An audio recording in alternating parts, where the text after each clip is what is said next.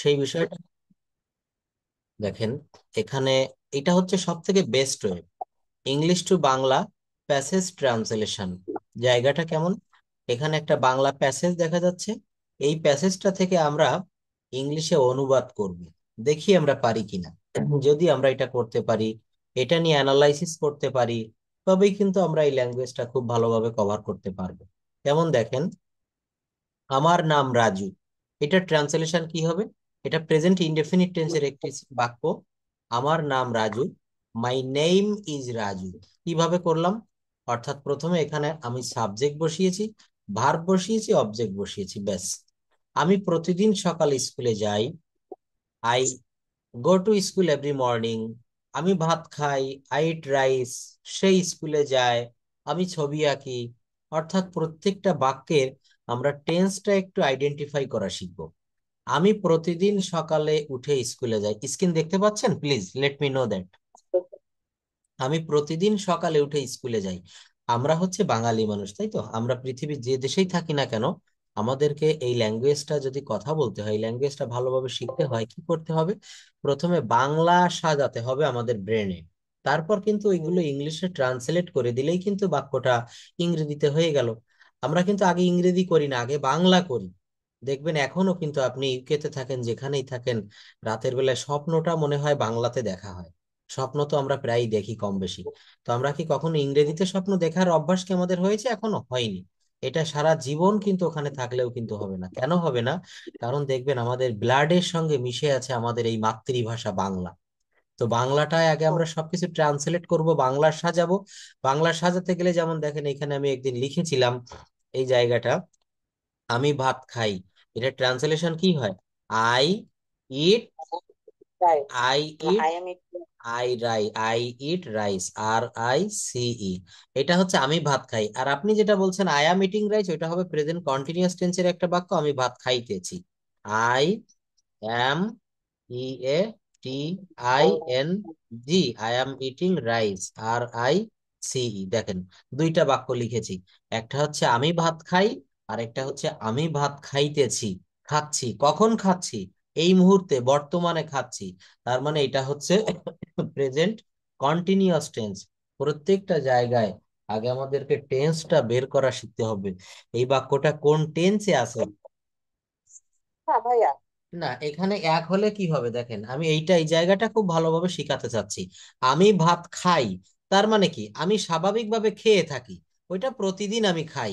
কিন্তু আপনার বাসায় আমি গেলাম, যে আপনাকে বলছি যে আপা আপনি কি করছেন, আপনি বললেন যে আমি এখন ভাত খাচ্ছি, এই মুহূর্তে খাচ্ছি। এই খাই আর খাচ্ছি এর ভিতরে একটু পার্থক্য থেকে যায় দেখবেন। একটা হচ্ছে এই মুহূর্তে খাচ্ছি, চলমান কন্টিনিউয়াস টেন্স, এই দ্বিতীয় বাক্যটা। আর প্রথম বাক্যটা হচ্ছে প্রেজেন্ট ইনডেফিনিট টেন্স, সাধারণ বর্তমান কাল। আমি ভাত খাই, আমি বাজারে যাই, আমি অফিসে যাই, তারা ফুটবল খেলে, তারা মাছ ধরে।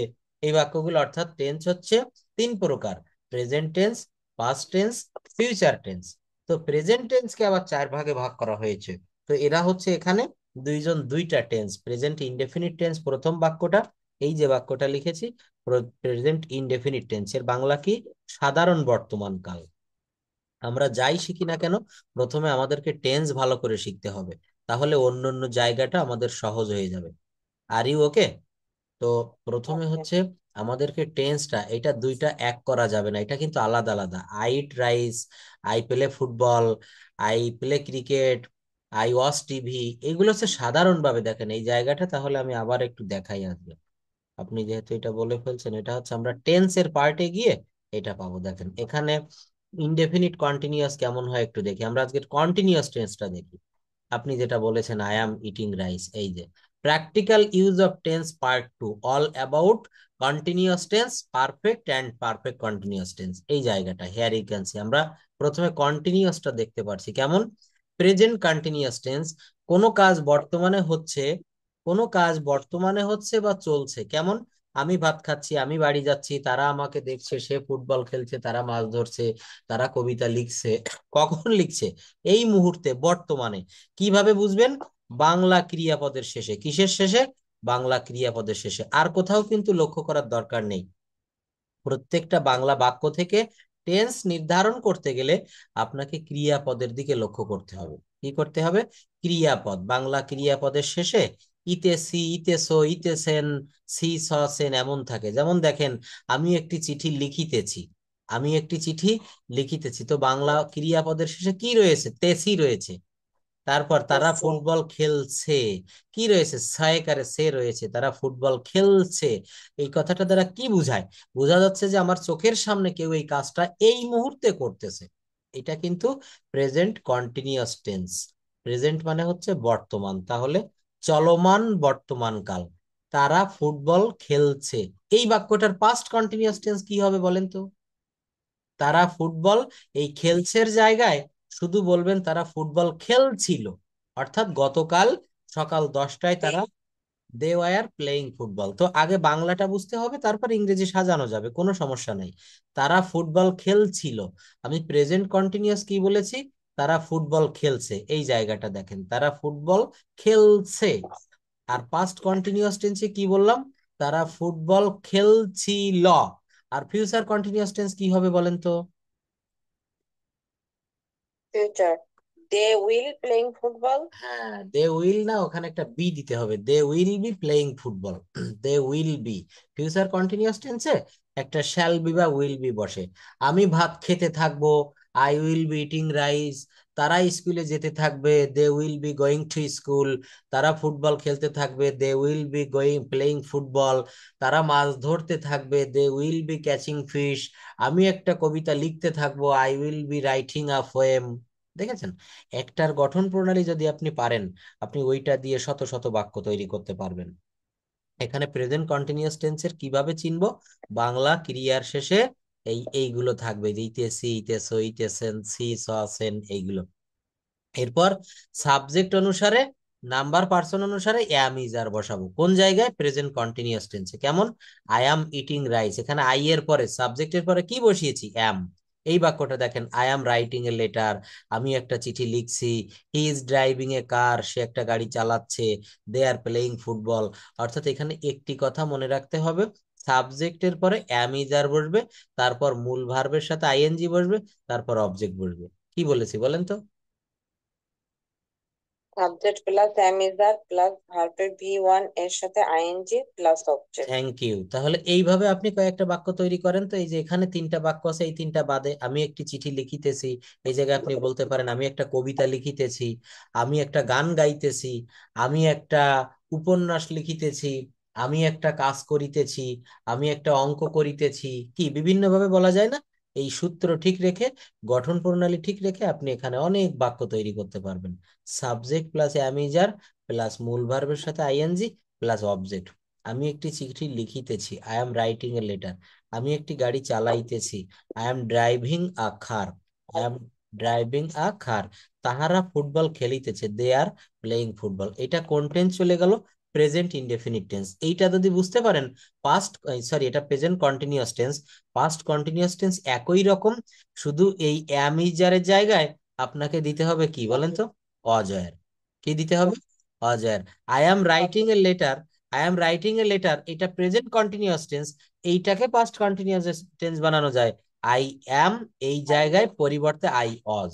I was writing a letter, I was writing a letter. He is driving a car, he is driving a car. এইখানে এক বাক্যে খুব সহজে পাস্ট কন্টিনিউয়াস টেন্স করা যায়, এই ইজ এর জায়গায় ওয়াজ। হি ওয়াজ ড্রাইভিং এ কার। পরিবর্তনটা কোথায় হবে বলেন তো? এই অক্সিলারি ভার্বের পরিবর্তন হবে। আর কি কিছু পরিবর্তন হবে? হবে না। পাস্ট কন্টিনিউয়াস টেন্স কি লেখা আছে পড়েন। কোনো কাজ অতীতকালে, কোন কাজ অতীতকালে হচ্ছিল বা চলছিল এরূপ বোঝালে এর কালকে প্রেজেন্ট কন্টিনিউয়াস টেন্স বলে। না, পাস্ট চিনিবার কন্টিনিউয়াস উপায়, টেন্স বলে, পাস্ট কন্টিনিউয়াস টেন্স, প্রেজেন্ট বলা যাবে না। হ্যাঁ, পাস্ট কন্টিনিউয়াস টেন্স বলে। ঠিক। চিনিবার উপায়, সাধারণত বাংলা ক্রিয়াপদের শেষে তেছিলাম, তেছিল, তেছিলে ইত্যাদি থাকে। গঠন প্রণালী কি হবে? সাবজেক্টের পরে, সাবজেক্ট এরপর নাম্বার ও পার্সন অনুসারে ওয়াজ বা ওয়্যার বসে, তারপর মূল ভার্বের সাথে আইএনজি যোগ হয়, যেমন অর্থাৎ দেখেন, অর্থাৎ সাবজেক্ট প্লাস, ওয়াজ ওয়্যার প্লাস মূল ভার্বের সাথে আইএনজি প্লাস অবজেক্ট। এই যে শিখে গেছেন, অর্থাৎ এখানে প্রথমে সাবজেক্ট বসিয়েছি আই। আমি পড়ছিলাম, কি পড়ছিলাম লেখা নেই, শুধু লিখেছি আমি পড়ছিলাম। তাহলে আই সাবজেক্ট, এরপরে ওয়ার বসে না, তাহলে কি বসে? অজ। আই ওয়াজ রিড অর্থ পড়া, এর সঙ্গে আইএনজি হবে। এই যে বলেছে মূল ভার্বের সাথে আইএনজি হবে। আই ওয়াজ রিডিং, যদি বলা হয় আমি একটা বই পড়ছিলাম, আই ওয়াজ রিডিং এ বুক। আমি একটা উপন্যাস পড়ছিলাম, I was reading a novel. আমি একটা গল্পের বই পড়ছিলাম, I was reading a story book. এখানে অবজেক্ট আপনি বিভিন্ন কিছু দিতে পারেন আপনার ইচ্ছা মতো। তারপর কি? তুমি পড়ছিলে, তুমি ইংরেজি কি? ইউ। ইউ এর পরে তো রস বসে না, তাহলে কি? You were. আর পড়া ইংরেজি কি? রিড, এরপর আইএনজি রিডিং, কি দাঁড়ালো? You were reading. মেয়েটি গান করছিল, কোন টেন্স? পাস্ট কন্টিনিউয়াস টেন্স, অর্থাৎ অতীতকালে সে একটা গান গাহিতেছিল। The girl of singing a song. দেখছেন? তাহলে এইভাবে কিন্তু বাক্য সাজানো শিখতে হবে। আপনি যখন বাক্য সাজানো শিখে যাবেন, আপনি অনর্গল কথা বলতে পারবেন। আমরা বাঙালি মানুষ, আমরা তো আর ইংরেজ না। আমরা কি করব? আমরা প্রচুর পরিমাণে বাংলা আগে সেন্টেন্স সাজানো শিখবো। বাংলায় কি হয় জানেন? আমি ভাত খাই, এই জায়গাটা দেখেন, আমি ভাত খাই। এটা কি লিখলাম? আমি ইংরেজি কি? আই। আর ভাত ইংরেজি কি? Rice. R I C E. আর খাওয়া ইংরেজি কি? ই এ টি। বাংলা যা আসে ইংরেজিতে তা কিন্তু হয় না। আমি ভাত খাই, তাহলে ওখানে যা যা আছে আমি ঠিক সাজিয়ে বসিয়ে দিলাম। কি হলো? I rice eat. কিন্তু এটা কোনো বাক্য হয় না। অর্থাৎ বাংলায় বলা হয় আমি ভাত খাই, আর ইংরেজিতে সেইটা বলতে হয়, প্রথমে সাবজেক্ট আনতে হয় আই, তারপর ভার্ব আনতে হয়। বাংলায় থাকে হচ্ছে সাবজেক্ট অবজেক্ট ভার্ব। বাংলা বাক্যে সাজানো থাকে সাবজেক্ট অবজেক্ট ভার্ব। আর ইংরেজি করলে ওইটা হয়ে যায় সাবজেক্ট, তারপর ভার্ব, তারপর অবজেক্ট। আই, এরপরে দিতে হয় ইট। কি দাঁড়ালো? I eat. সাবজেক্টের পরে ভার্ব দিলাম আই ইট, তারপরে দিতে হবে রাইস, আর আই সি ইট। অর্থাৎ মনে রাখতে হবে, বাংলা বাক্য যেভাবে সাজানো থাকে ইংরেজি সেভাবে ট্রান্সলেট করা যায় না। ইংরেজিতে একটু পরিবর্তন করতে হয়। কি করতে হয়? সাবজেক্টের পরে ভার্ব দিতে হয়। অ্যাসার্টিভ সেন্টেন্সের বেলায় কখন কি দিতে হয় বলেন? সাবজেক্টের পরে ভার্ব দিতে হয়। আপনার সামনে যখন বড় একটা বাংলা বাক্য আমি দিয়ে দিব, এই বাক্যটা, তখন আপনি কিভাবে করবেন? এই যে একটা বাক্য, আমি প্রতিদিন সকালে উঠে স্কুলে যাই, অনেকগুলো বাংলা ওয়ার্ড আছে, কিভাবে সাজাবেন এখানে? এখানে সাবজেক্ট কি? আই। তাহলে এখানে দিতে হবে আই। দেখেন নিচে লিখেছি I. I wake up every morning and go to morning. School. দেখছেন? প্রথমে সাবজেক্ট, তারপরে উঠি, ভার্ব কি? ওঠা, ওয়াক আপ। তারপর কি? এভরি মর্নিং অবজেক্ট, তারপর বাকি অংশ। অর্থাৎ এখানে আপনাকে প্রথমে সাবজেক্ট খুঁজে বের করতে হবে। সাবজেক্ট খুঁজে বের করা মানেই কিন্তু আপনি অনেক কিছু শিখে গেলেন। স্কুলে গিয়ে আমি অনেক কিছু শিখি। দেখেন, অ্যাট স্কুল অথবা গোয়িং টু স্কুল, স্কুলে গিয়ে আমি অনেক কিছু শিখি, এই বাক্যে সাবজেক্ট কি? আই। সাবজেক্ট কি হবে? আই। তারপর কি হবে? I learn many things. I learn many things, এখানে সাবজেক্ট আই, ভার্ব হচ্ছে লার্ন, আর মেনি থিংস হচ্ছে অবজেক্ট। অর্থাৎ প্রথমে সাবজেক্ট, তারপরে ভার্ব, তারপরে অবজেক্ট। ঠিক এই বাক্যটা যেভাবে সাজিয়েছি। আই রাইস ইট, এটা বলা যায় না, সাবজেক্ট ভার্ব অবজেক্ট। অর্থাৎ আই ইট রাইস। কি হবে? I eat rice. এই বাক্যটাকে নেগেটিভ করেন তো কি হবে? I eat rice. I eat rice. I do not rice. I do not eat rice. আর এটাকে ইন্টারোগেটিভ করেন তো। ইন্টারোগেটিভ। ওই ডুটাকে প্রথমে নিয়ে আসেন, ডু আই ইট রাইস, আমি কি ভাত খাই? Do I eat rice. Do I eat rice, আমি কি ভাত খাই? এটাকে নেগেটিভ ইন্টারোগেটিভ করে ফেলেন তো। ডোন্ট আই ইট রাইস, কি হবে? Don't I, don't I eat rice. Don't I eat rice. দেখেছেন? আমি কি ভাত খাই না? তো এই বাক্যটাকে আই ইট রাইস, যদি বলা হয় হি ইটস রাইস, সে ভাত খায়, তখন এটাকে কিভাবে নেগেটিভ করবেন? হি ডোন্ট ইট রাইস দিব। এখানে ডোন্ট, ডাজেন্ট। হ্যাঁ ইয়েস, কারণ কি? এখানে সাবজেক্ট হচ্ছে থার্ড পারসন সিঙ্গুলার নাম্বার একজন, এই জন্য কিন্তু এখানে ডু নট এর পরিবর্তে ডাজ নট দিতে হবে। He does not eat rice, সে ভাত খায় না। সে কি ভাত খায়? Does he it rice. সে কি ভাত খায়? Does he eat rice. দেখছেন? তাহলে একটা বাক্য শিখেছেন, ওই বাক্যটা দিয়ে আরো অনেক বাক্য তৈরি করা যাচ্ছে। এভাবেই কিন্তু বাক্য বাড়াতে হয়। এভাবেই কিন্তু ইংরেজিটা ভাষাটাকে এক্সপ্যান্ড করতে হয়। আমরা এক্সপ্যান্ড করা শিখবো, আমরা বড় করা শিখবো। এইভাবে শিখলে কি হবে, আপনার ভিতরে আপনি অনেক কিছুই কিন্তু জানেন, ভেবে দেখবেন আপনি কিছুই জানেন না তা না, আপনি অ্যাডাল্ট হয়েছেন, আপনি ইংরেজিটা ছোটবেলা থেকে এই দেশ থেকে অনেক কিছু বিভিন্ন স্যারের কাছে পড়েছেন, এসএসসি এইচএসসি তে, তাই না? অনেক কিছু আপনার ব্রেনে এই মুহূর্তে আছে, এর সঙ্গে সামান্য কিছু যোগ করলেই কিন্তু আপনার এই ল্যাঙ্গুয়েজটা অনেক এনরিচ হয়ে যাবে, আপনি দ্রুত কথা বলা শিখে যাবেন। তো এটা করতে গেলে কি করতে হবে, প্রচুর পরিমাণে এই বাক্যগুলোকে সাজানো শিখতে হবে। একটা বাক্য এক পর্যায়ে রয়েছে, ওইটাকে আমাদেরকে অন্য পর্যায়ে নিতে হবে।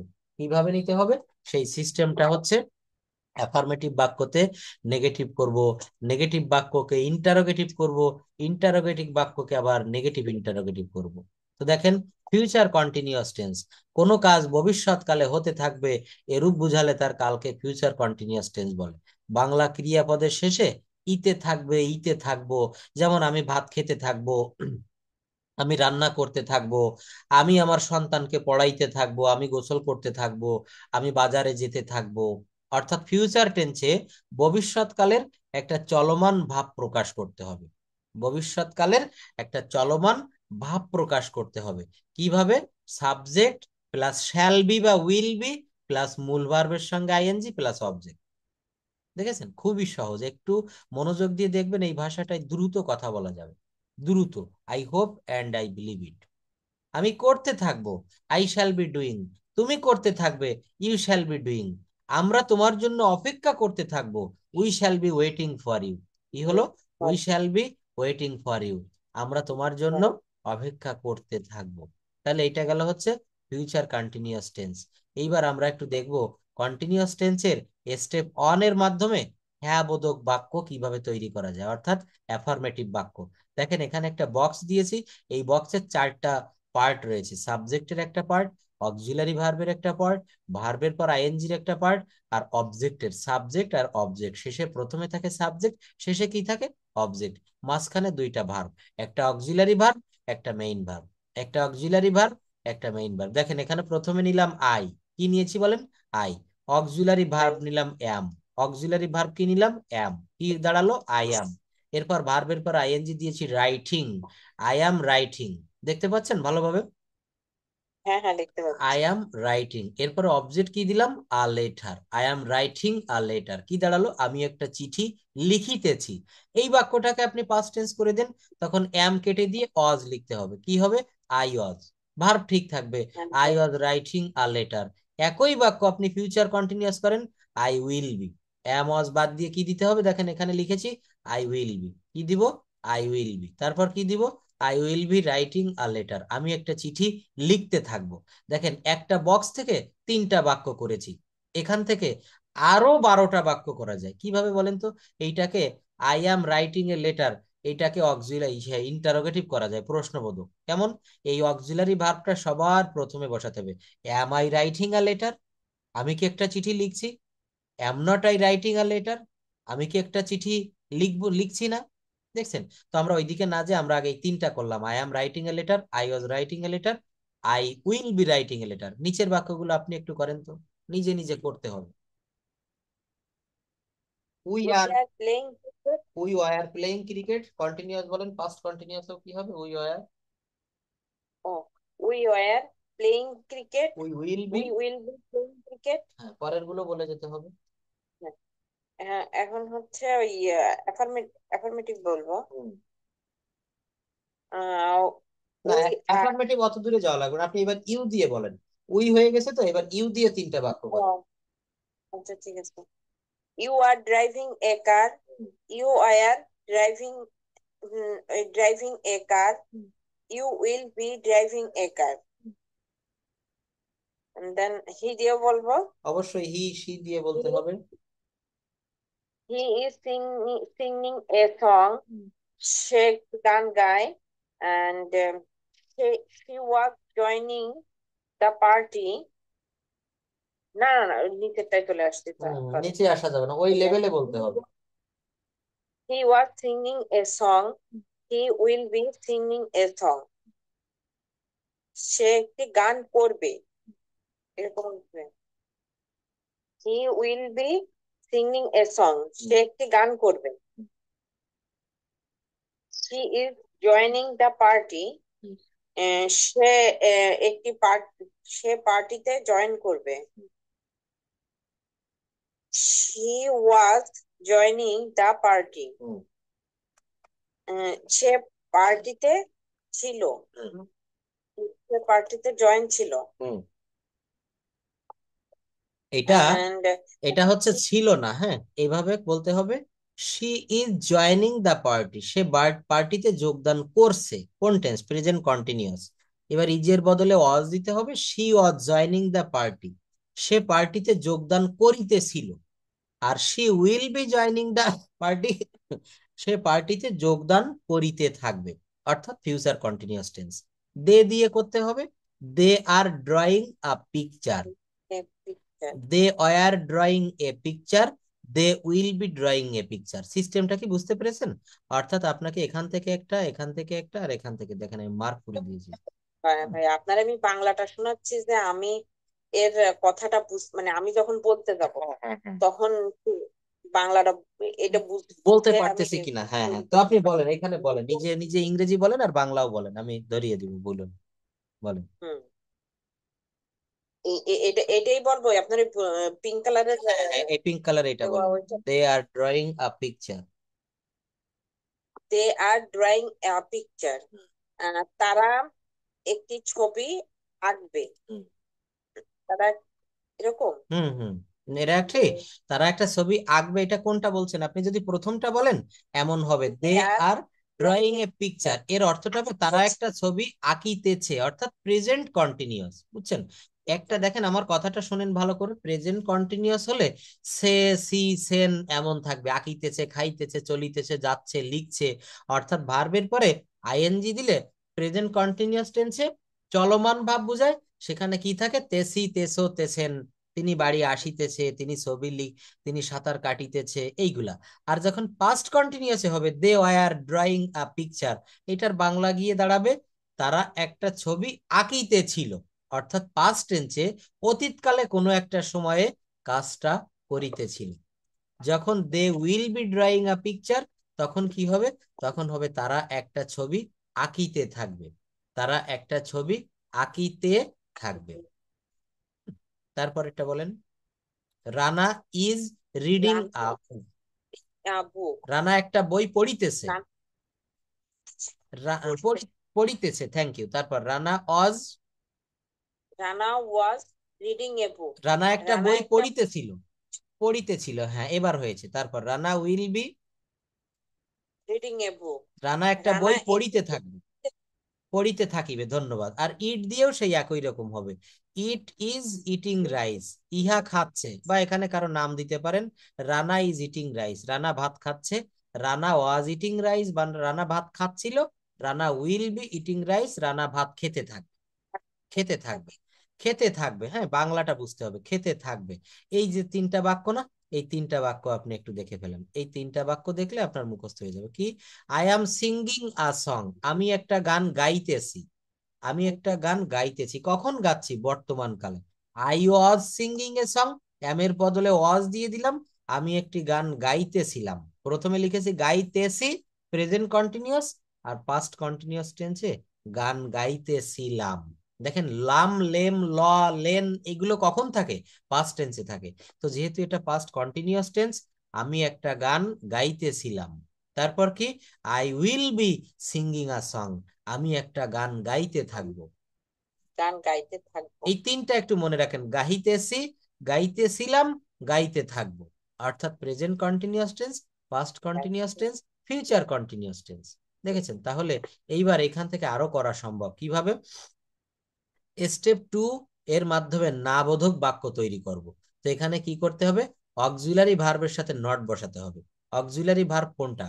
এই বাক্যে দেখেন, I am writing a letter, আমি একটা চিঠি লিখিতেছি। আমি একটা চিঠি লিখিতেছি, এই বাক্যে অক্সিলারি ভার্ব হচ্ছে অ্যাম। অক্সিলারি ভার্ব মানে কি? সাহায্যকারী ক্রিয়া। এই রাইটিং, এটা হচ্ছে মূল ক্রিয়া রাইটিং, আর অক্সিলারি ক্রিয়া হচ্ছে অ্যাম। তো এইটার সঙ্গে নট বসালে প্রত্যেকটা বাক্য নেগেটিভ হয়ে যায়। যেমন দেখেন, I am not playing cricket, আমি ক্রিকেট খেলিতেছি না, আমি ক্রিকেট খেলছি না। আপনি আপনার বাচ্চাকে বললেন যে বাবু তুমি কি করছো, ও বলছে যে আমি ক্রিকেট খেলছি না। তুমি তাকে জিজ্ঞেস করছো, এই তুমি কি এই রোদ্দুরে ক্রিকেট খেলছো? সে বলছে যে আম্মু না, আমি রোদ্দুরে ক্রিকেট খেলছি না। I am not playing cricket. I was not playing cricket. দেখেন, প্রথমে অ্যাম নট দিয়ে প্রেজেন্ট কন্টিনিউয়াস টেন্সের নেগেটিভ, আর এই ওয়াজ নট দিয়ে পাস্ট কন্টিনিউয়াস টেন্সের negative. I was not playing cricket, আমি ক্রিকেট খেলিতেছিলাম না। আর এর ফিউচার ইন্ডিয়া কন্টিনিউয়াস টেন্সের নেগেটিভ কি হবে? I won't be playing cricket. সবকিছু একই থাকবে, শুধু অক্সিলারি ভার্বের পরে নট দিতে হবে, আর কিচ্ছু পরিবর্তন করা যাবে না। Am I clear? ক্লিয়ার। বুঝতে পেরেছেন? এখানে প্রশ্ন না বুঝতে না পারলে প্রশ্ন করবেন, আপনি একা পড়ছেন, আর কেউ নেই এখানে। অর্থাৎ লজ্জা, ঘৃণা, ভয় তিন থাকতে নয়, মনে রাখবেন। 1000 বার প্রশ্ন করবেন, আমি সেই 1000 বার পার্সোনাল ব্যাচে অনেক টাকা দিয়ে পড়ছেন আপনি, কেন আপনি প্রশ্ন করবেন না? আর শুধু আমার কাছে না, যে কোনো বিষয় বোঝার সময় শিক্ষকের কাছে কখনো লজ্জা করতে নেই। এইটা আমি বুঝিনি, আপনি শুধু এই কথাটুকু বলবেন, আমি আরো 2 বার 3 বার 5 বার 10 বার করে বুঝাবো। অর্থাৎ এখানে কি করলাম? অক্সিলারি ভার্বের সঙ্গে শুধু নট যোগ করেছি। অক্সিলারি ভার্বের সঙ্গে শুধু নট যোগ করেছি।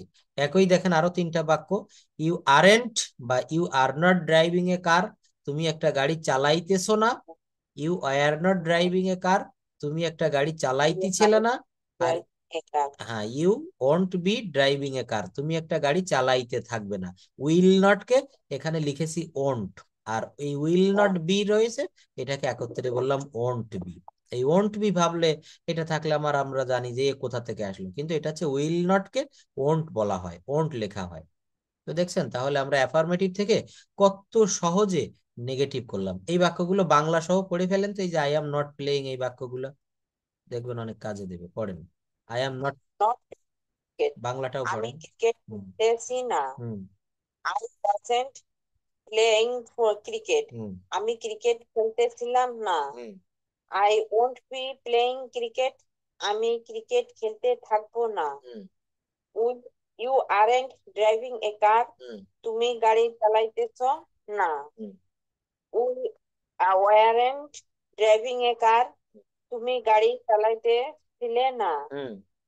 You won't be driving a car, তুমি গাড়ি চালাইতে থাকবে না। থ্যাঙ্কস এ লট। দেখেন, এই বাংলাগুলো কি বুঝতে পেরেছেন কোনটা কি হলো?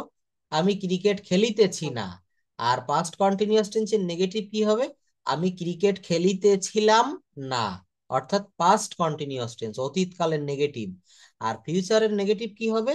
আমি ক্রিকেট খেলতে থাকবো না, আমি ক্রিকেট খেলতে থাক। একবার যদি বুঝে নিতে পারেন, আর কিন্তু এটা কষ্ট করতে হবে না। এইবার দেখেন, স্টেপ 3 এর মাধ্যমে ইন্টারোগেটিভ সেন্টেন্স এইগুলো তৈরি করা শিখলে কি হবে?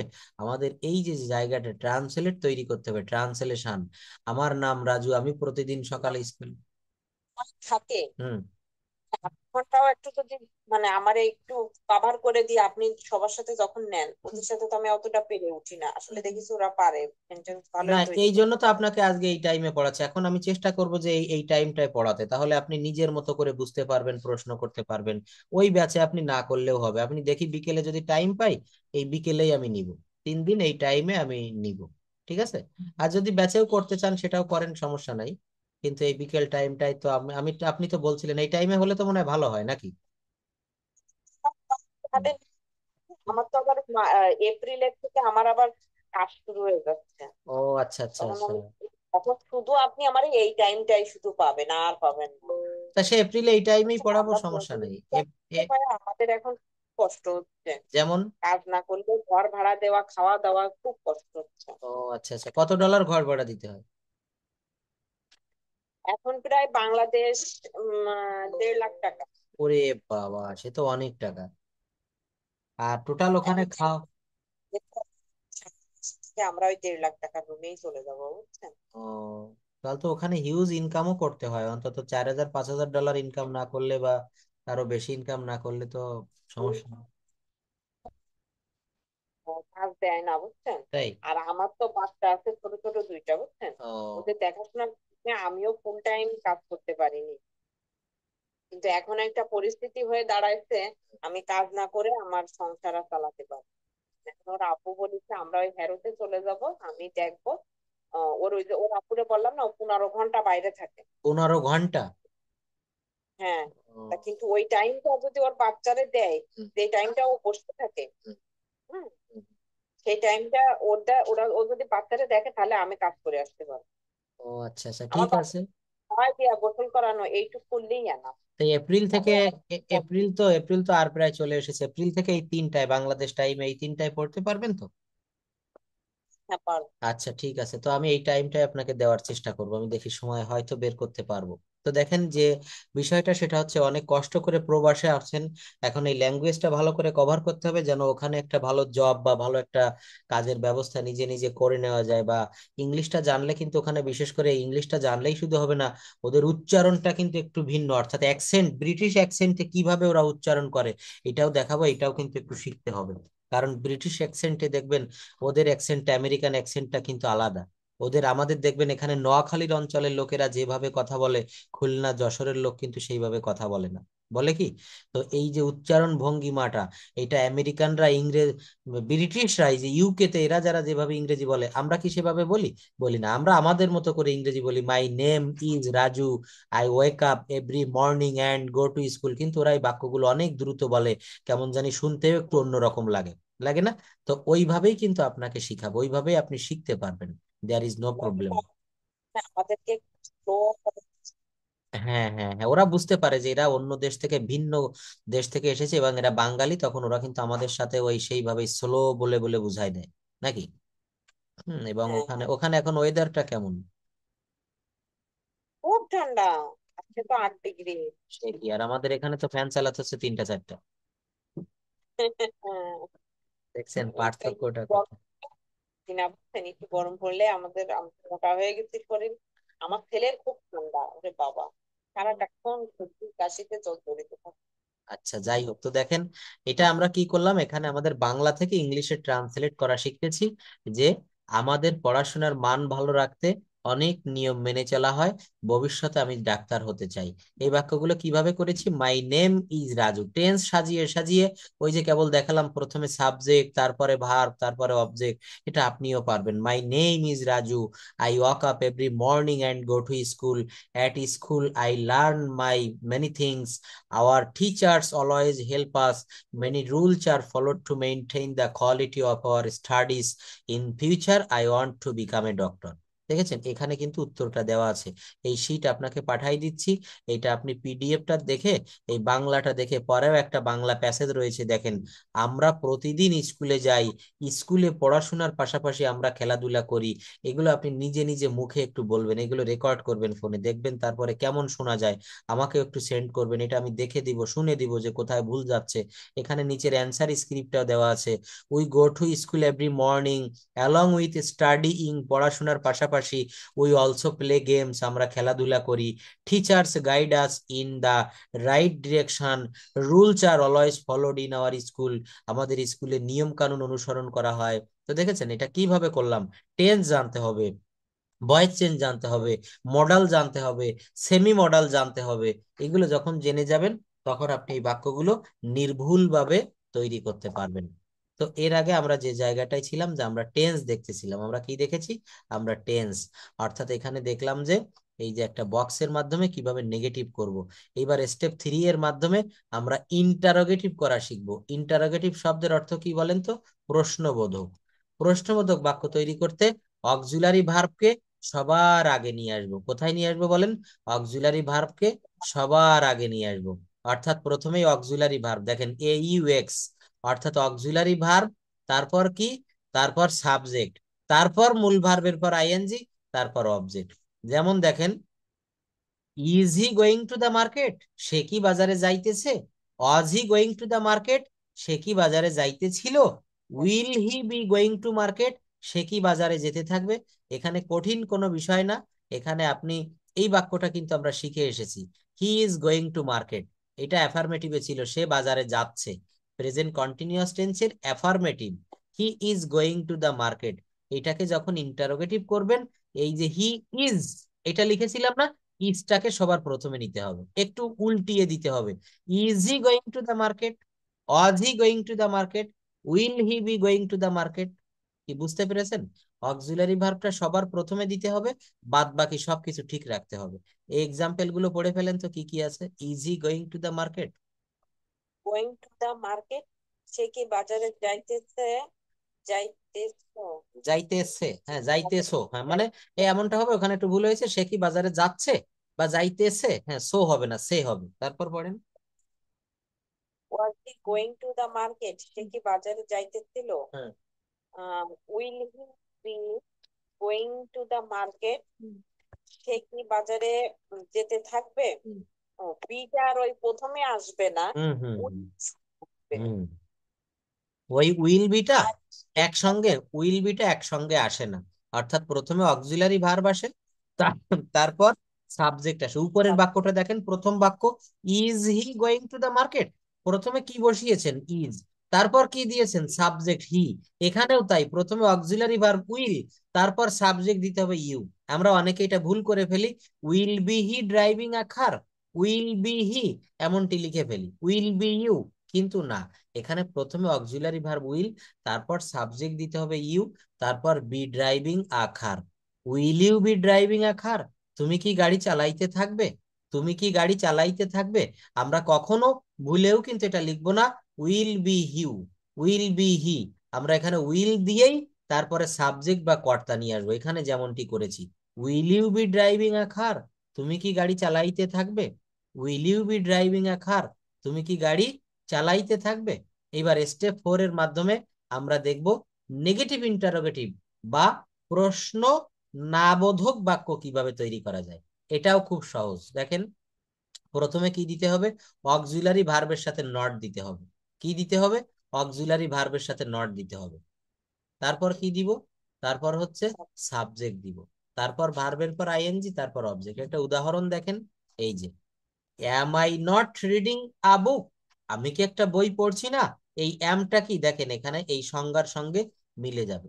আমি এখানে গঠন প্রণালী কি লিখেছি, অক্সিলারি ভার্বের সাথে নট, তো এই যে অক্সিলারি ভার্বের সাথে কিন্তু নট দিয়েছি। দেখেন অ্যাম I not, am I not, তো এটা এখানে অ্যাম দেওয়ার পরে এই অক্সিলারি ভার্বের পরে কিন্তু সবসময় সাবজেক্ট বসে, অ্যাম নট আই, এটা কি লিখেছি, এটা দিলেও হয়, আবার কিন্তু এইভাবেও দেখেন নিচের বাক্যে লিখেছি weren't you, are not you, এই যে আমি কি বই পড়ছি না, তুমি কি বই পড়ছিলে না। অ্যাম নট আই ইনফর্মাল হয়ে যায়, এটাকে ফর্মাল দেখেন অ্যাম আই নট ইউজ করাই ভালো, এই যে নোট এই জায়গাটুকু দেখেন, এটা বেশি ভালো হয়। Am I not reading a book, তারপর কি লিখেছি, weren't you reading a book, তুমি কি বই পড়িতেছিলে না। Won't you be reading a book, won't you be, মনে রাখবেন এই অক্সিলারি ভার্বের সাথে নট দিয়ে, এই যে দেখেন ওন্ট, এটা একসঙ্গে লিখেছি, তারপরে আমি ইউ দিয়েছি, অর্থাৎ অক্সিলারি ভার্বের সাথে নট দিয়েই সাবজেক্ট আনতে হবে। ওন্ট বি ইউ লেখা যাবে না, লিখতে হবে won't you be, won't be you লেখা যাবে না, won't you be reading a book, অর্থাৎ প্রথমে অক্সিলারি ভার্বের সাথে নট, তারপরে সাবজেক্ট, তারপরে be verb. Won't you be reading a book, তুমি কি একটি বই পড়তে থাকবে না, তুমি কি একটি বই পড়তে থাকবে না।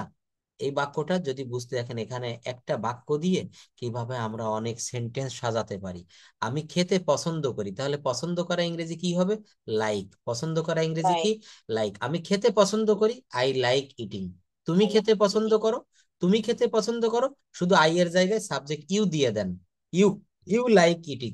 সে লাইক খেতে, ইটিং, সে খেতে পছন্দ করে, হি লাইকস ইটিং। এখানে লাইকস কেন হবে, সে হচ্ছে থার্ড পারসন সিঙ্গুলার নাম্বার একজন, এবং এই বাক্যটা কিন্তু প্রেজেন্ট ইনডেফিনিট টেন্সে আছে, এই জন্য এখানে লাইকস হয়েছে, লাইকের সঙ্গে এস দিয়েছি, এই দুইটাই কিন্তু দেয়নি, কারণ এখানে সাবজেক্ট কিন্তু থার্ড পারসন সিঙ্গুলার নাম্বার না, থার্ড পারসন সিঙ্গুলার নাম্বার না, কিন্তু এখানে থার্ড পারসন সিঙ্গুলার নাম্বার বিধায় এখানে কিন্তু হি এর পরে লাইক, লাইক এর পরে এস দিয়েছি।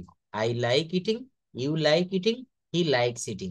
আর এই লাইক মানে পছন্দ করা, ভার্বটা চেঞ্জ করে দেন, লাভ, লাভ মানে ভালোবাসা, আমি খেতে ভালোবাসি, আই লাভ ইটিং। তুমি খেতে ভালোবাসো, ইউ লাভ ইটিং। সে খেতে ভালোবাসে, হি লাভস ইটিং। দেখছেন কত সুন্দর ভাবে। আমি রান্না করতে পছন্দ করি, তাহলে পছন্দ করা কি, লাইক, আই লাইক কুকিং। তুমি রান্না করতে পছন্দ করো, ইউ লাইক কুকিং। সে রান্না করতে পছন্দ করে, হি লাইকস কুকিং। আমি রান্না করতে ভালোবাসি, আই লাভ কুকিং। তুমি রান্না করতে ভালোবাসো, ইউ লাভ কুকিং। সে রান্না করতে ভালোবাসে, হি লাভস কুকিং। এখানে কিভাবে করব, এখানে দেখেন subject plus like plus verb plus ING, subject plus love plus verb plus ING. কোনো কিছু করতে পছন্দ করা, এমন হলে কি হবে? সাবজেক্টের পরে লাইক, ভার্বের পর আইএনজি। আর কোনো কিছু করতে ভালোবাসা, তখন সাবজেক্টের পরে লাভ, তারপর ভার্বের পর আইএনজি। সাবজেক্টের পরে লাভ, তারপর ভার্বের পর আইএনজি। তো দেখছেন এই যে নিয়ম, সূত্র। আপনি এখানে আই লাইক ইটিং, এখানে আপনি এটা দিতে পারেন আই লাইক রিডিং, আমি পড়তে পছন্দ করি। আই লাইক ওয়াকিং, আমি হাঁটতে পছন্দ করি। আই লাইক টকিং, আমি কথা বলতে পছন্দ করি। আই লাইক ড্রয়িং, আমি আঁকতে ভালোবাসি। তার মানে কি, শুধু ভার্ব পরিবর্তন করে দিলেই বাক্য পরিবর্তন হয়ে গেল। কি বুঝতে পেরেছেন? এভাবে কি সহজ হবে? কনফিডেন্স আসে? হ্যাঁ, হবে। একটু জোরে বলতে হবে আমি তাহলে। হ্যাঁ। কন্টিনিউ করছি, প্যারা যদি আমি সপ্তাহে করি একদিন, তাহলে কি আর হবে? না, হবে না। সপ্তাহে একদিন কেন, আমি এই টাইমে আপনাকে 3 দিনই করাবো, একটা রেগুলারিটি মেইনটেইন করে সপ্তাহে রেগুলার ভাবে আপনি এইভাবে করবেন, ঠিক আছে? হ্যাঁ। এই পর্যন্ত আমাদের, যেটুকু পর্যন্ত আমরা যাইতে পারি, হুম। 1 ঘন্টায়। হ্যাঁ, হ্যাঁ, তারপর থেকে আবার আপনি আমাদের শিখাবেন। তো অবশ্যই এরকম শিখাবো। ধারাবাহিক ভাবে শিখতে থাকবো হুম, হুম, সবকিছু। হুম, তো শিখবো কিছু না হুম, কিছু, হুম, তাই হুম। না? অবশ্যই, অবশ্যই আর ধারা। মানে বুঝতে পারবো না না, না, তখন না, তো। এখান থেকে দেখেন এই ধারাবাহিক ভাবে আজকে এই ক্লাসটাতে আমি কেন নিচ্ছি, আপনাকে একটা ধারা একটা শুরু করেছি টেন্স থেকে, এবং এই যে আজকে যেখানে শেষ করব, পরের ক্লাস আমাকে একটু বলে দিবেন যে ভাইয়া টেন্স করিয়েছিলেন, তাহলে পরবর্তী টেন্স গুলো আমি আবার করাবো। একটা ধারা থাকবে, আপনি যেটা বলেছেন ওইভাবেই করাবো। ধারাবাহিক ভাবে না শিখলে এখান থেকে একটু ওখান থেকে একটু শিখে তো কখনো মানে ল্যাঙ্গুয়েজে শেষ নামানো যায় না। তো দেখেন এখানে কি হলো, এখানে কিন্তু আমরা নেগেটিভ ইন্টারোগেটিভ করা শিখলাম। এইবার এই 4টি বাক্য একই সঙ্গে আমরা করব, affirmative, interrogative, negative, negative interrogative. কি কি আছে দেখেন, সে বাজারে যাচ্ছে, সে বাজারে যাচ্ছে না, সে কি বাজারে যাচ্ছে, সে কি বাজারে যাচ্ছে না। অর্থাৎ 4টা বাক্য আমরা এখানে উপরে নিয়ম সহ দেখে এসেছি, এখানে একটু উদাহরণ দেখব। এই 4টে বাক্য একটু পড়ে ফেলেন তো। He is going to market. সে বাজারে যাচ্ছে। He isn't going to market, সে বাজারে যাচ্ছে না। Is he going to the market, সে কি বাজারে যাচ্ছে? Isn't he going to the market, সে কি বাজারে যাচ্ছে না? কি দাঁড়ালো তাহলে? সে বাজারে যাচ্ছে, হি ইজ গোয়িং টু মার্কেট, এটা অ্যাফার্মেটিভ বা পজিটিভের একটা বাক্য। এটা যখন নেগেটিভ লিখেছেন, সে বাজারে যাচ্ছে না, তখন কি হবে? তখন হয়ে গেল ওই যে অক্সিলারি ভার্ব ইজ, ওর পরে শুধু একটা নট দিয়েছেন, আর কিচ্ছু কিন্তু করিনি আমি। হি is not going to market, he isn't going to market. মনে রাখতে হবে, নেগেটিভ করতে গেলে অক্সিলারি ভার্বের সঙ্গে শুধু নট দিতে হবে। He isn't going to market, he isn't going to market, সে বাজারে যাচ্ছে না। সে কি বাজারে যাচ্ছে, অক্সিলারি ভার্বটা প্রথমে নিয়ে এসেছি, আর কোনো পরিবর্তন কি করেছি? করিনি। Is he going to market, is he going to market, সে কি বাজারে যাচ্ছে। সে কি বাজারে যাচ্ছে না, ওই ইজ এর সঙ্গে একটা নট যোগ করে দেন। Isn't he going to market, isn't he going to. তাহলে দেখছেন একটা বাক্যকে কিভাবে 4 ভাবে আমরা কনভার্ট করতে পারি। এখানে কি কোনো সমস্যা আছে? আমার মনে হয় থাকার কথা না। এই যে he is going to market, সে বাজারে যাচ্ছে, সে বাজারে যাচ্ছে না, he is not going to market. এইভাবে আমরা 4টা বাক্য, নিচের বাক্যগুলো একটু অনুবাদ করতে হবে, এগুলো অনুবাদ করা যাবে? এগুলো একটু অনুবাদ করে দেন তো দেখি কি হয়। যেমন দেখেন, হ্যাঁ, সে ক্রিকেট খেলতে থাকবে। বল খেলতে, সে ক্রিকেট খেলতে থাকিবে। Hmm, he won't be playing cricket, hmm, সে ক্রিকেট খেলিতে থাকিবে না। হুম, হ্যাঁ, will he be playing cricket, hmm. সে, সে কি ফুটবল খেলছে? ঠিক আছে, ওন্ট বলেন। বি প্লেইং ফর ক্রিকেট, সে ক্রিকেট খেলতে থাকিবে না। হুম। অর্থাৎ এখানে বুঝলেন আমি না? কি করলাম, এই জায়গাটায় he will be playing cricket, সে ক্রিকেট খেলতে থাকবে। He won't be playing cricket, সে ক্রিকেট খেলতে থাকবে না। Will he be playing cricket, সে কি ক্রিকেট খেলতে থাকবে। Won't he be playing cricket, সে কি ক্রিকেট খেলতে থাকবে না। তাহলে ফিউচার কন্টিনিউয়াস টেন্সের একটি বাক্যকে আমরা অ্যাফার্মেটিভ করেছি, দ্বিতীয় বাক্যে নেগেটিভ করেছি, তৃতীয় বাক্যে ইন্টারোগেটিভ করেছি, চতুর্থ বাক্যে নেগেটিভ ইন্টারোগেটিভ করেছি। তাহলে দেখছেন এইভাবে যদি শেখা হয়, আপনি কেন পারবেন না? অবশ্যই কথা বলা শিখতে পারবেন। একটা, উইল হবে। হ্যাঁ, এই যে ধরতে পেরেছেন জায়গাটা, ফিউচার ইনডেফিনিট টেন্সে শুধু উইল হয়, আর ফিউচার কন্টিনিউয়াস টেন্সে উইল বিটা হয়। এখানে প্রত্যেকটা বাক্যে উইল বি আছে, শুধু অক্সিলারি ভার্বের সঙ্গে নট যোগ করেছি আর নট যোগ করিনি, এইটুকু পার্ট। এই যে আপনি নিজে নিজেই বুঝতে পেরেছেন। তারপর কি আছে দেখেন, এখানে স্টেপ 3 একটা বক্স আমরা করে এসেছি না, সেই বক্সের কথা বলা হচ্ছে। স্টেপ 3 এর আগে ডাব্লিউএইচ ওয়ার্ড, কেমন, when, what, where, how, why, এগুলো যুক্ত করলে ডাব্লিউএইচ ওয়ার্ড যুক্ত ইন্টারোগেটিভ সেন্টেন্স তৈরি হয়। কি হয়? ডাব্লিউএইচ ওয়ার্ড যুক্ত ইন্টারোগেটিভ সেন্টেন্স তৈরি হয়। এক্সাম্পল দেখেন, why are you playing cricket. আমরা এই বাক্যটুকু কিন্তু শিখেছি বক্স 3-তে, স্টেপ 3-তে। স্টেপ 3-তে আমরা এইটুকু শিখেছিলাম, এই যে দেখেন, আর ইউ প্লেইং ক্রিকেট, তুমি কি ক্রিকেট খেলছো? তো এখানে শুধু একটা ডাব্লিউএইচ ওয়ার্ড যোগ করেছি, একটা শব্দ, why. Why are you playing cricket, কেন তুমি ক্রিকেট খেলছো? এখানে তাই বলা হচ্ছে, স্টেপ 3 এর আগে ডাব্লিউএইচ ওয়ার্ড যোগ করে, হোয়েন, হট, হোয়ার, হাউ, এগুলো যুক্ত করে ডাব্লিউএইচ ওয়ার্ড যুক্ত ইন্টারোগেটিভ হয়ে যায়। কেমন দেখেন, তুমি কেন ক্রিকেট খেলিতেছো? Why are you playing cricket. When are you playing cricket, তুমি কখন ক্রিকেট খেলিতেছিলে? Where will you be playing cricket, তুমি কোথায় ক্রিকেট খেলতে থাকবে? Why is he going to the market, কেন সে বাজারে যাইতেছে? এখানে খুবই সহজ দেখেন, শেষের বাক্যটা কি লিখেছিলাম স্টেপ 3-তে, is he going to market, সে কি বাজারে যাচ্ছে। এর আগে শুধু আমি একটা ডাব্লিউএইচ ওয়ার্ড যোগ করেছি, why. Why is he going to market, why is he going to market, কেন সে বাজারে যাচ্ছে, কেন সে বাজারে যাচ্ছে। দেখেন প্রত্যেকটা বিষয় আমি খুব ভেঙে ভেঙে বুঝাই দিচ্ছি। এগুলো কথা বলতে বোঝাতে কিন্তু অনেক পরিশ্রম করতে হয়। তো আপনি যদি কখনো অন্য মানসিকতা, অন্য মনস্ক হয়ে থাকেন, তাহলে কিন্তু এটা বোঝা যাবে না। আপনি যদি প্রশ্ন না করেন, না বুঝেও যদি মুখ বন্ধ করে থাকেন, তাও কিন্তু হবে না। আমি কষ্ট করতেছি, আপনাকেও কিন্তু এগুলো প্রশ্ন করতে হবে, না বুঝে থাকলে প্রশ্ন করতে হবে, বুঝে থাকলে তো খুবই ভালো কথা। এইভাবে শিখলে কিন্তু ল্যাঙ্গুয়েজটা দ্রুত কাভার করা সম্ভব। আমার কথা কি বুঝতে পেরেছেন? একটা বিষয় একবার না বুঝলে আমি 3-4 বার করে বুঝাবো।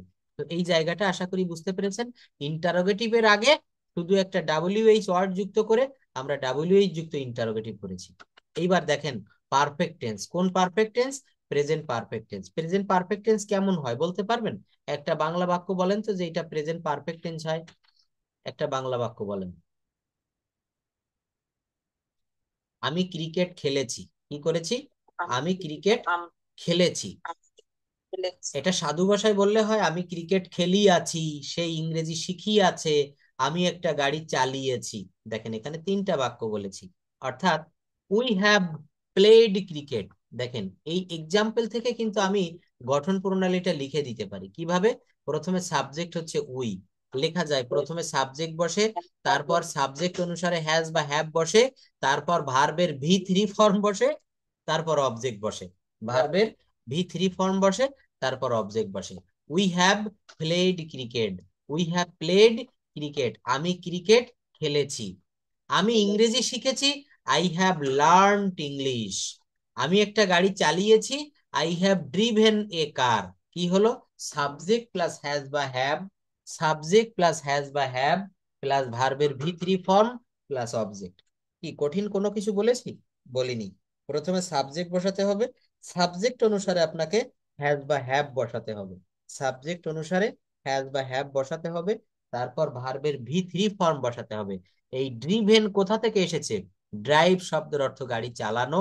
Drive, drove, driven, drive, drove, driven. অর্থাৎ আমাদেরকে এই কনজুগেশন অফ ভার্ব একটা শীট দিয়েছিলাম মনে হয়, আজকে আবারও দিব। অর্থাৎ verb form eat, ate, eaten, do, did, done, drive, drove, driven, go, went, gone, এই যে ভার্ব ফর্ম, এই ভার্ব ফর্ম গুলো প্রচুর পরিমাণে মুখস্থ করতে হবে। এইগুলো মুখস্থ করলে এই ভাষাটা খুব দ্রুত সহজে বলা যায়। কেমন? আমি ভাত খেয়েছি বা আমি ভাত খাইয়াছি, এইটা যখন বলবেন, আমি ইংরেজি জানেন আপনি, ভাত ইংরেজি জানেন, খাওয়া ইংরেজি জানেন, কিন্তু খেয়েছি এইটার ইংরেজি কি? এইটার ইংরেজি ওই ইট থেকে এসেছে, eat, ate, eaten, eaten, do, did, done. আমি কাজটি করিয়াছি, I have done the work. আমি কবিতাটি লিখিয়াছি, I have written the poem. দেখেছেন? তাহলে এই ভার্বের ভি 3 ফর্ম কাজে লাগবে, প্রেজেন্ট পারফেক্ট টেন্সে প্রত্যেকটা জায়গায় কাজে লাগবে। কি বলছে এটা একটু পড়েন। কোনো কাজ এইমাত্র শেষ হয়েছে কিন্তু। কোনো কাজ এই মাত্র শেষ হয়েছে কিন্তু তার ফল বর্তমানে আছে, এরূপ বোঝালে তার কালকে প্রেজেন্ট পারফেক্ট টেন্স বলে। কোনো কাজ এই মাত্র শেষ হয়েছে মানে আমি আহ, আম, আপনার পড়াটা শেষ করছি, এখনো ফলটা বর্তমান আছে, হুম হুম। এরূপ বোঝালে তার কালকে প্রেজেন্ট পারফেক্ট টেন্স বলে। বলো। শ্রেণীগুলো উপায়, বাংলা ক্রিয়াপদের শেষে ইয়াসি, ইয়াসো, ইয়াসে, এসি, এসো হুম এইরকম রূপ থাকে। হুম। কি হলো? গঠন প্রণালী, গঠন প্রণালী সাবজেক্টের পরে বলেন, সাবজেক্টের পরে নাম্বার ও পার্সন অনুসারে হ্যাভ হ্যাজ, তারপর পাস্ট প্রিন্সিপাল হয়। পাস্ট দেখ পার্টিসিপল। আপনার পরীক্ষাটা কিন্তু এখনো রেকর্ড হয় না। বুঝিনি। এই যে আপনি পড়াচ্ছেন না, হুম। আপনার এই কণ্ঠটা রেকর্ড হলে খুব ভালো হয়। এখন ভালো হয়, আগে ভালো হতো না তাই বলতে চাচ্ছেন? না না, সবসময় ভালো হইতো। ও আচ্ছা আচ্ছা, না অনেকেই কমপ্লেইন দিত, কিন্তু এটা হচ্ছে আগে আমার ওই ওয়েব ক্যামটা ছিল না, এখন ওয়েব ক্যাম দেওয়ার পরে প্রত্যেকটা ক্লাসই খুব ভালো রেকর্ডে দেখবেন। আমি তো এই এখনই পাঠিয়ে দিব, দেখবেন আমার কথা আপনার কথা খুব ক্লিয়ার স্পষ্ট শোনা যায়। কোনো সমস্যা নেই, আর যে কোনো সমস্যা হলে জানাবেন। তো দেখেন এখানে কি আচ্ছা, বলেছে, সাবজেক্টের পরে নাম্বার ও পার্সন অনুসারে হ্যাভ বা হ্যাজ বসে। যেমন আই এর পরে হ্যাভ দিতে হয়, কিন্তু হি এর পরে হ্যাভ দেওয়া যায় না, কারণ হি হচ্ছে থার্ড পার্সন সিঙ্গুলার ফর্ম, এই জন্য হি এর পরে হ্যাজ দিতে হয়। এই জায়গাটা দেখেন খুব সহজে লিখেছি, সাবজেক্ট কি লিখলাম, সাবজেক্ট প্লাস হ্যাজ বা হ্যাভ যে কোনো একটি বসাতে হবে, প্লাস ভার্বের ভি3 প্লাস এক্সটেনশন। এই যে যখন সাবজেক্ট, এই নোটটা একটু দেখবেন, যখন subject third person singular number হবে তখনই অক্সিলারি ভার্ব হিসাবে হ্যাজ ব্যবহৃত হবে। অন্য জায়গাগুলোতে সব জায়গায় হ্যাভ ভার্ব ব্যবহার করব, হ্যাভ। কেমন দেখেন, আমরা ক্রিকেট খেলেছি, তাহলে উই, এটা তো হচ্ছে second person, we have played cricket, first person. তখন এখানে যখন আমরা থার্ড পারসন আসবে, তখন কি করব, উই এর পরে তো আর হ্যাজ হয় না। এই যে পরের বাক্য হি, হি এর পরে আর হ্যাভ হবে না। হি হ্যাজ লার্নড ইংলিশ, সে ইংরেজি শিখেছে। সে কি করেছে, ইংরেজি শিখেছে। আই হ্যাভ ড্রিভেন আ কার, আমি একটা গাড়ি চালিয়েছি। তো এইভাবে কিন্তু আমরা প্রেজেন্ট পারফেক্ট টেন্সটা কভার করে ফেললাম। এরপর কি দেখবো, পাস্ট পারফেক্ট টেন্স। কি হবে, পাস্ট পারফেক্ট টেন্স।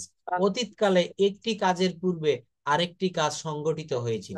দুইটা কাজ পাশাপাশি সময়ে হবে, দুইটা কাজ পাশাপাশি সময়ে হবে। যে কাজটি আগে হবে, যে কাজটি ওই দুটি কাজের ভিতরে আগে হবে ওইটা হবে পাস্ট পারফেক্ট, আর যে কাজটি পরে হবে ওইটা হবে পাস্ট ইনডেফিনিট।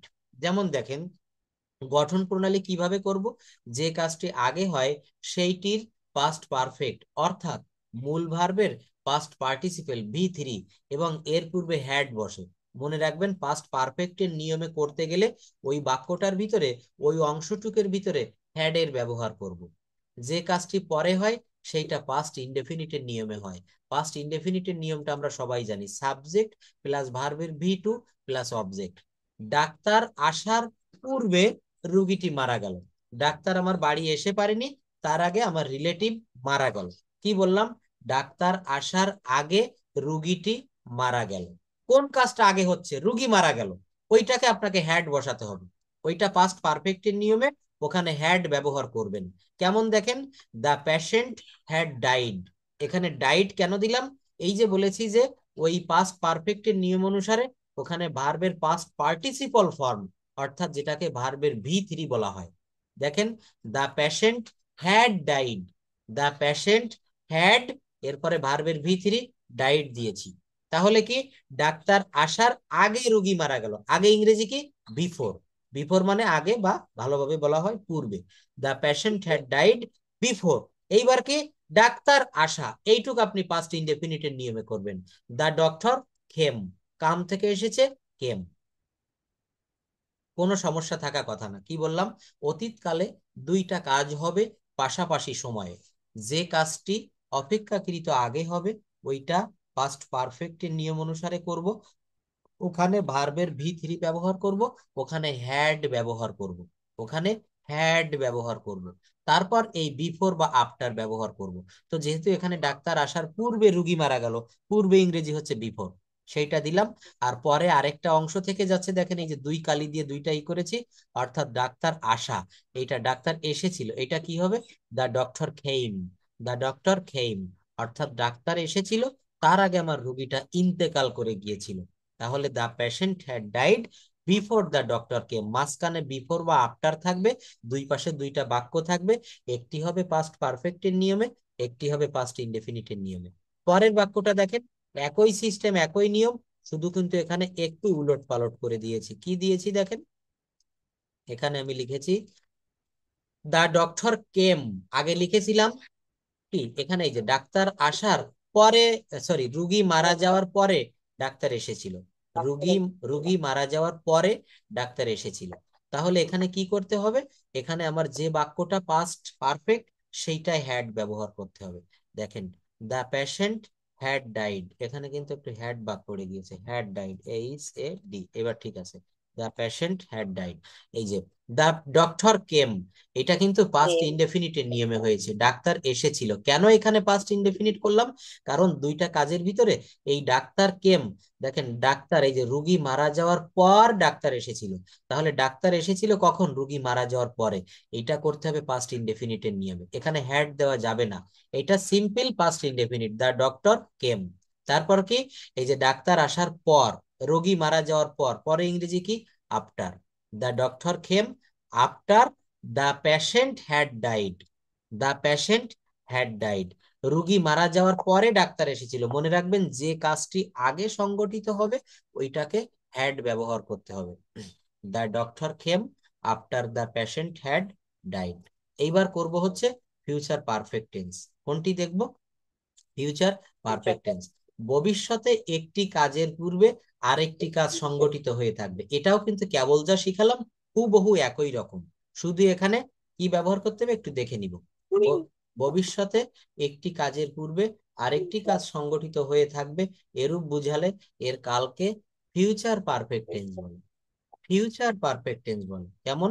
দুটি কাজের মধ্যে যে কাজটি আগে হবে সেটা ফিউচার পারফেক্ট হবে। এখানে শ্যাল হ্যাভ অথবা উইল হ্যাভ ব্যবহার করতে হবে, একটু আগে ব্যবহার করেছি হ্যাড, আর যেহেতু ফিউচার এখানে উইল হ্যাভ ব্যবহার করতে হবে, উইল হ্যাড না কিন্তু, উইল হ্যাভ।